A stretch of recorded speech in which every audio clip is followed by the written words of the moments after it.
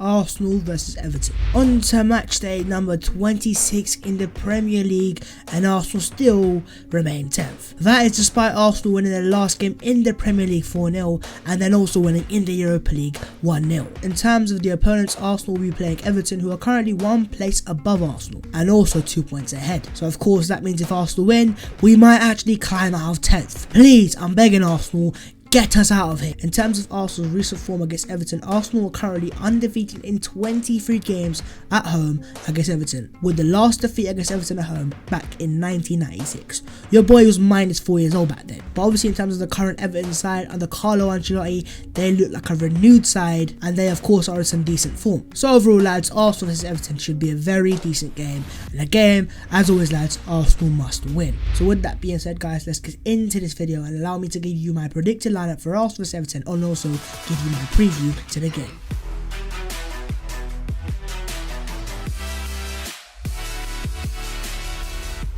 Lads, we are back again. I am still trying to process the fact that Arsenal actually won their last game and we didn't draw, and the fact that we even scored 4 goals. I still can't believe it. And with this game also on a Sunday at 4:30, the exact same time of the Newcastle game, hopefully we can see another 4 goals. Yo, what is on guys, my name is Basketball. Welcome back to my channel. Today I'm here with a brand new video, and today this is going to be my predicted lineup for Arsenal vs Everton, and also this is going to be a preview for the game. As I have said lads countless amount of times in this video already, this is a must-win game against the Everton side who are currently above us, which is absolutely mad because the last time Arsenal played Everton, they were below us. But obviously since then Arsenal have drawn so many games that Everton have overtaken us in the league, leaving Arsenal still in 10th position.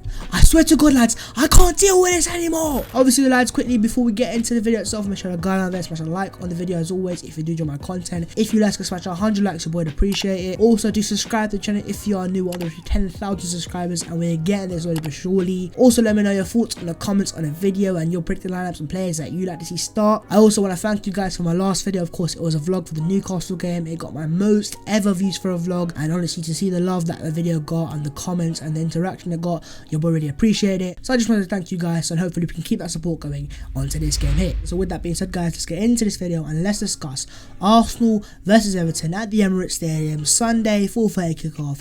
Come on you Gunners, allow me to give you my predicted lineup. I hope you're watching Mikel. Starting off first lads, let's go straight into the goalkeeper, and that is of course going to be Bernd Leno. As I said before lads, in terms of Arsenal previews, if I'm going to do more of these previews, this is going to be a set default. Martinez, as I said before, is a decent keeper, but he ain't nothing special. And after Leno's man of the match performance against Olympiacos, and the fact that he's kept 3 clean sheets in a row, hallelujah may I just say, I think this is a very easy decision. Bernd Leno gets in goal, let's not even discuss. Moving on to the right back position, and we're going to put in Hector Bellerin. Now in terms of the right back position, it's actually pretty interesting. Obviously in terms of the midweek game against Olympiacos, Arsenal actually played Socrates there. I mean, Trent Alexander-Arnold, move aside lads, the Greek god is here, which makes things even weirder because AZ Maitland-Niles was clearly on the bench. And honestly, looking at it right now, it doesn't quite make sense to me why Maitland-Niles has been dropped recently. Prior to Bellerin returning to full fitness, Maitland-Niles was playing week in week out for Mikel Arteta, and he was actually impressive. So I don't know what's happened, maybe something's happened in training, but since then Maitland-Niles has not played for Arsenal.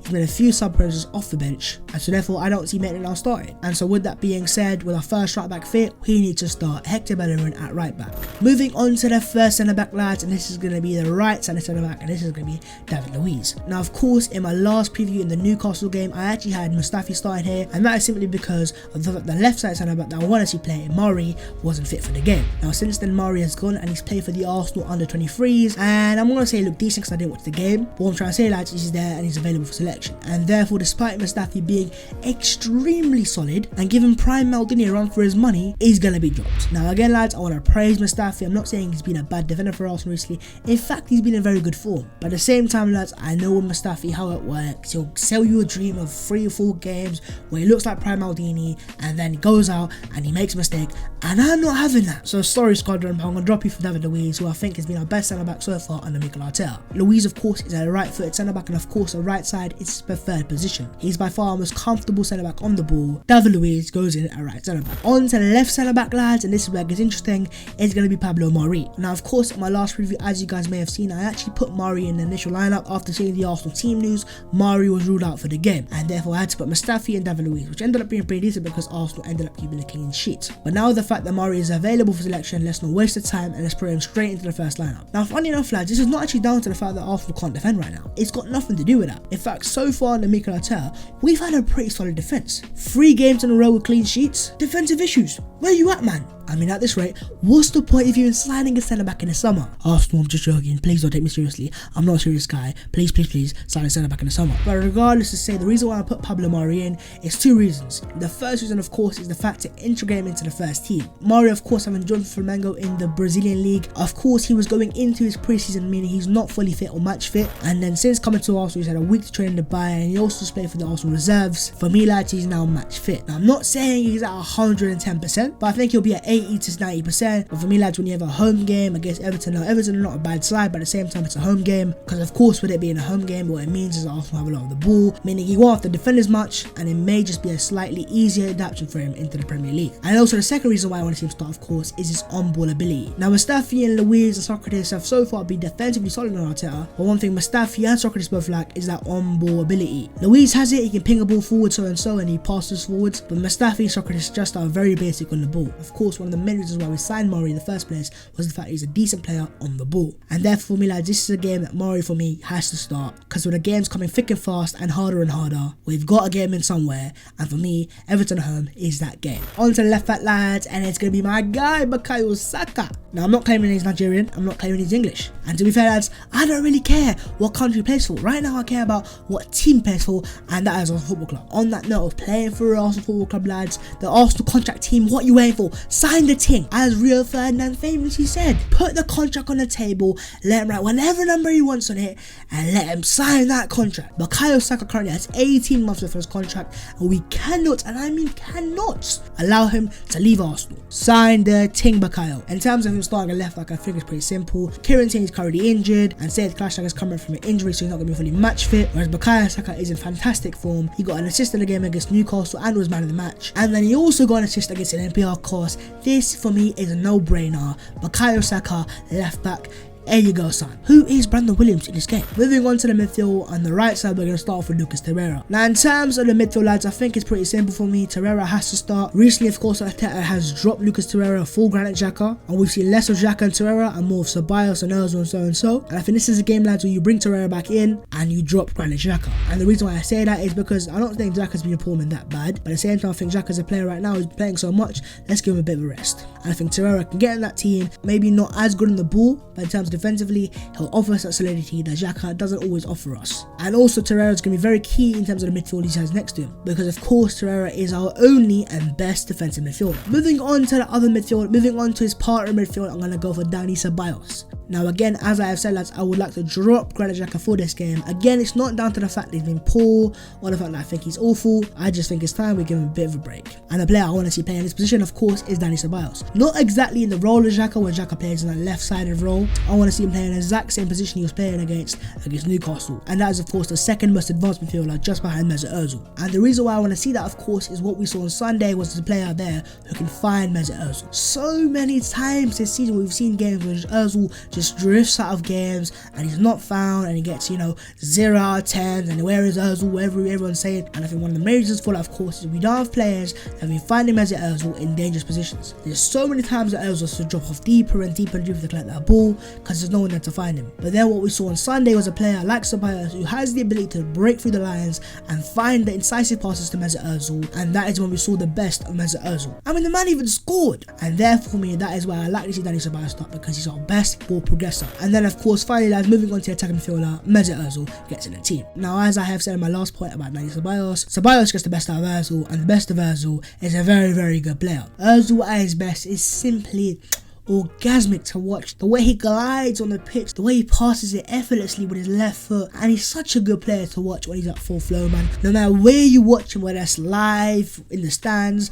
on your TV, on your phone, on your tablet, in your toilet, it doesn't matter. When Ozil plays at his best, he is beautiful to watch, and therefore for me, lads, to get the best out of Ceballos and to get the best of Ozil, they need each other. And therefore for me, lads, I would like to see Mesut Ozil start this Sunday against Everton. Moving on to the front three, pretty simple. Right wing, Nicolas Pepe. In your team you go. Present blood. In the last Premier League game against Newcastle, we saw what Nicolas Pepe is capable of doing. A man said he's getting 9.7 ratings, 2 goals, 1 assist in form of FIFA. You love to see it, lads. It seems like our Uber Eats delivery has finally arrived. Pepe for me is a player who needs to be starting week in week out for him to get into his best form. So therefore for me, lads, Mikel Arteta, I love you as a manager, but if you dare drop Nicolas Pepe for this game, me and you are gonna have a long discussion. Well, probably not, because I don't know how to get to you. I will find a way to get to you. I will talk to you, and I will make sure you understand that Pepe needs to start. He's our best winger, he's our best dribbler, and on his left foot, when he cuts aside, he can smash it up bends. Presence blood needs to start. On to the striker, it's gonna be Alexandre Lacazette. Laka, boy, I do apologise. Alexandre Lacazette, put him to the side. Alexandre Lacazette is here. 2 goals in 2 games, hallelujah, he can score a goal. Despite that, of course, he missed a couple sitters against Olympiacos, but the fact is, he scored when it mattered. And what we see for Lacazette right now is a player who's slowly getting back into form. That goal against Newcastle, I was there, I was front row, I witnessed it live, and it was beautiful scenes. And therefore, lads, in terms of Lacazette, with 2 goals in 2, he's in form, he's got to start. I don't want to see him drop now for Eddie Nketiah and so and so. He's offering us a player to play off, he's got very good hold-up play, he can twerk on players when we needed to. And most importantly, of course, right now, lads, in the last 2 games at least, he's been scoring the goals. And therefore, hopefully, lads, he can continue that form against Everton. And of course, if he can score a goal anywhere as good as it was last year against Everton, and a celebration as well, lads, it will be absolutely beautiful, beautiful scenes. On to the final position known as left wing, and that is going to be Pierre-Emerick Aubameyang.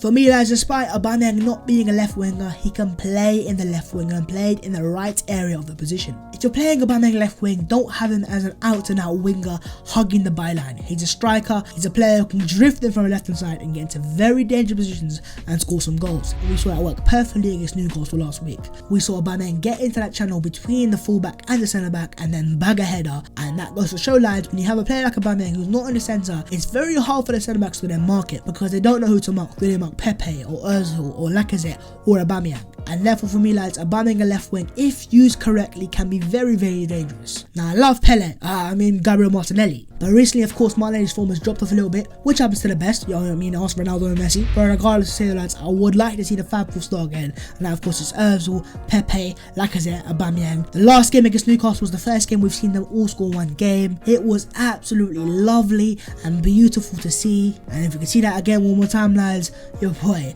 would honestly very much appreciate it. So hopefully those 4 players can continue to build that connection and score some more goals and give me another fantastic vlog to make for you guys. So with that being said, guys, let's end the video there. Of course, if you had enjoyed the video itself, make sure to go down there, smash a like on it, subscribe to the channel if you are new on the road to 10,000 subscribers, comment below your thoughts on the game, on the video, and also your predictions and your predicted lineups. Of course, also let me know other videos you'd like to see. I would like to apologize for my lack of videos recently. In the past week, I've been fighting to stay alive, not literally, of course. I had a very sore throat, my tooth was aching, and a bit of a cold, so your boy wasn't in full fitness and therefore was not ready to make some videos. So of course for that I do apologize. But with that being said, guys, let's end the video there. This will be my predicted line for Arsenal vs Everton. Comment below your predictions. For me, lads, let's go for Arsenal 3, Everton 1. But with that being said, guys, I will see you very soon in my vlog for Arsenal vs Everton, so look out for that. But anyways, guys, I'll see you next time in a bit.